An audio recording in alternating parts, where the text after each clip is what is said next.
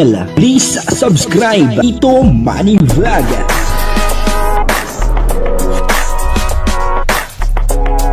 Payagan po si Tito Manny Vlog na mag-reactor para pambiling gamot sa kanya pong karamdaman. Wala man siyang records ng ng away. Sino itong tinatawag ni Kalingap Mikoy na daddy at mommy? Sabi doon na daw po siya titira. Papanoorin po natin yung video. At syempre, bigyan po natin yan ng konting reaksyon. Maganda to. Alamin natin kung sino yung tinutukoy niya doon.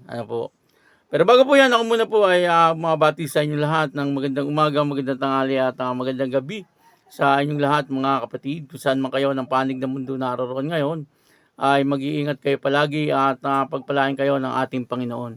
Maraming salamat din po sa patuloy na tumatangkilik sa aking YouTube channel at nanonood sa aking video reaction. Patuloy lang po natin suportahan sila Kuya Bal Santos Matubang, Kalingap Rob at Edna Vlog, Jack Tapia at yung mga kasamahan ko pong reactor sa Kalingap. Ganun din po yung mga charity vlogger na Kalingap partner. Ito po yung video na kung saan ay may tinatawag na daddy at mommy.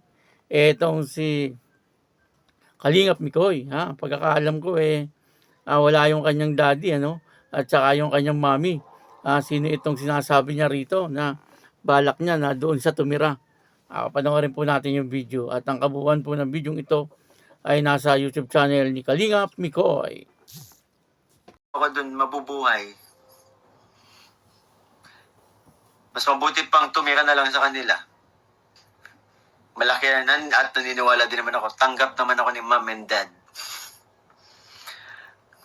Baka mas mahal pa ako nun. Baka mas mahal pa ako ni mom and dad kesa kay pretty girl. Wala talagang boarding house sa tabi nila. Paano ako dun mabubuhay?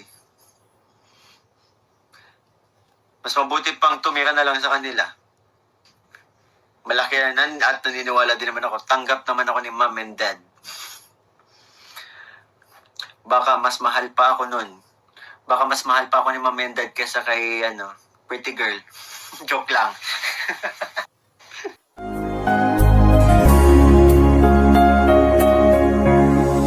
Ika'y dumating sa buhay ko. Ang mundo ko'y binigyang kulay mo. Nang dahil sa'yo, ako'y masaya. Tayong dalawa ay magkapiling na. Saksi ang bituin sa ating relasyon.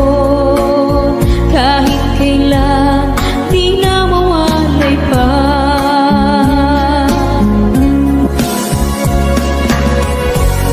Ika'y langit sa akin. Dahil sa'yo ako'y masaya. Biyaya ka binigay sa akin, o aking mahal. Yung lungkot ko, ikaw ang siyang pumapawi sa tuwing ika'y kasama ko.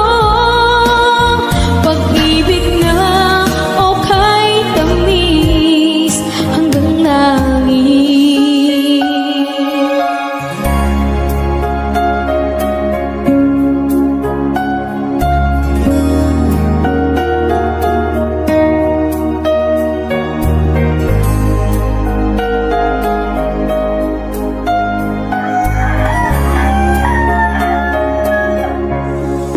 Araw-gabi, ninanais ko sana ay hindi ka magbago. Boses mo lang ang marinig ko. Kumpleto na ang buong araw ko. O kay sarap ng tinig mo. Bawat himig may pinapakinggan ko.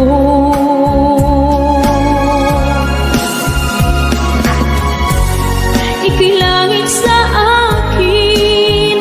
Dahil sa'yo ako'y masaya.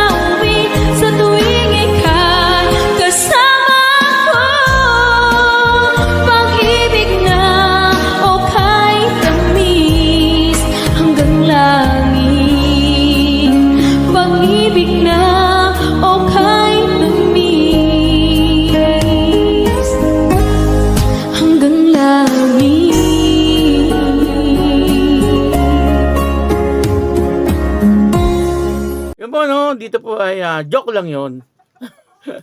Joke lang po yon ni Kalingap Mikoy, na sa I Don't Twitter, ha, kay Daddy at Mommy. At natawag niya pong Daddy at Mommy, siyempre walang iba, kundi yung mga magulang ni Krista. Grabe, no? Sana magkatotoo.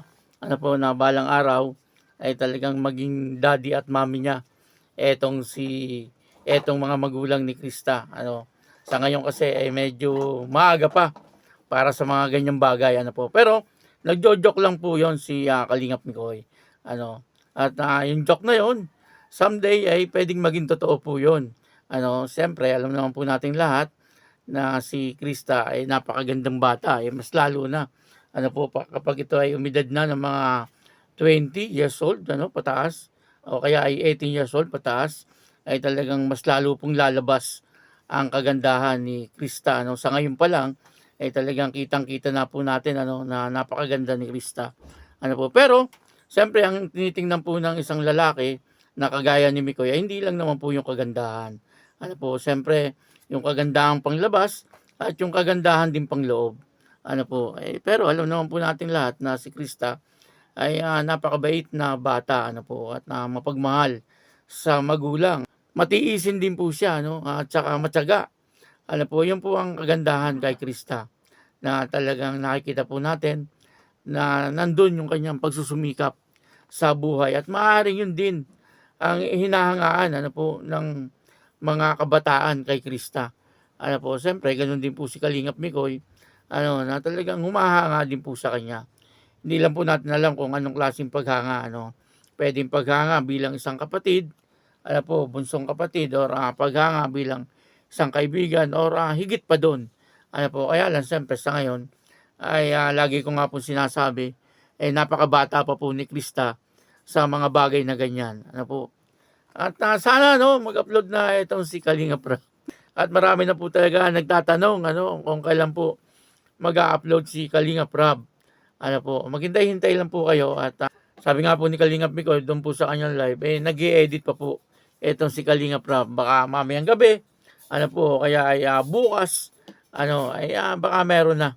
Hintay-hintay lang po tayo. Basta alam po natin ay patuloy yung komunikasyon ni Kalingap Mikoy at saka ni Krista. Minsan makikita po natin sa mga live. Kaya lang siyempre hindi po kasi pwedeng ipakita etong si Krista kasi nasa rules po yan. Na sa ngayon siyempre ang makakapag-vlog kay Krista ay walang iba kundi etong si Kalingap Rab. Kaya hintay-hintay lang po tayo, at darating po ang oras ay talagang makikita po natin etong Mikris. Marami po ang nag-aabang, lalong-lalo na po yung mga nasa ibang bansa at yung mga senior citizen. Sana naman ay wag na pong kung ano-ano ang sinasabi ng mga tao na wala namang naitutulong. Kundi yung mang-asar o kaya ay mambas. Sana ay tumahimik na lang po sila. Na sa ganon ay tuloy-tuloy ang pag-upload ni Kalingap Rab. Sa bagay, di naman po yan iniintindi ni Kalingap Rab yung mga ganyang bagay. Kaya lang sa ngayon, sabi nga po ni Kalingap Rab ay medyo laylo muna sa paggawa ng mga teleserye sa Love Team. Pero hindi naman po niya sinabing ititigil na. Kumbaga laylo lang. Kaya konting pasensya lang po at konting tiis. Darating po ang oras na matutunghayan din po natin uli. Etong Mikris. Kaya yun, maraming salamat po sa inyong lahat, ha. Yung po sinabi ni Kalingap Mikoy, yung po ay joke lang. Joke lang po yun, Kaya maraming salamat po sa inyong lahat. At ako po si Tito Manny Vlog na nagsasabing God bless you all. Diyos mabalos.